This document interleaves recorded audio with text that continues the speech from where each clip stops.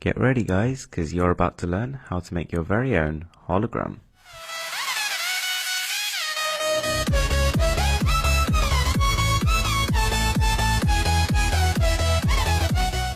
So this is actually much simpler than you probably imagined.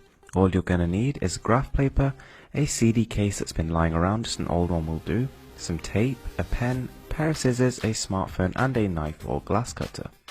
So basically we start by drawing out a basic rhombus shape.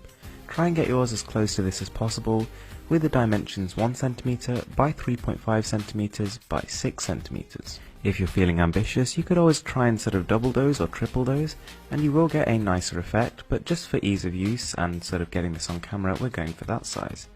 So you get your little paper template and then just before we start cutting, just take off the sides of the CD case because they're just going to get in the way. You don't need them at all.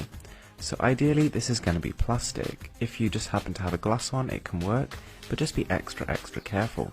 The higher the transparency, the better the image will come through, but it doesn't matter if it's sort of old and dusty, as long as you just give it a clean and make sure there aren't too many scratches.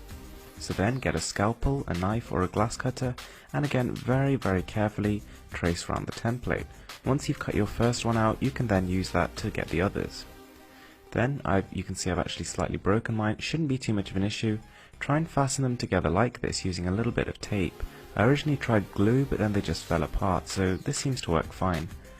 And that's basically it. You have a hologram. So the way we're going to work this is you use your smartphone to load up either on YouTube or the internet browser. I'll put a link in the description to a couple of videos, but you load a hologram specific video, so videos actually made to use this technology.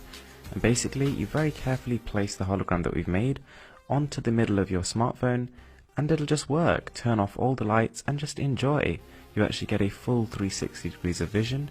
Now obviously the clearer the sort of plastic or glass you use and the less of a mess you make of it, the nicer the picture's going to be. You can see I've got some glue stains from my first failed attempt and the tape doesn't exactly look great, but this is incredibly cool.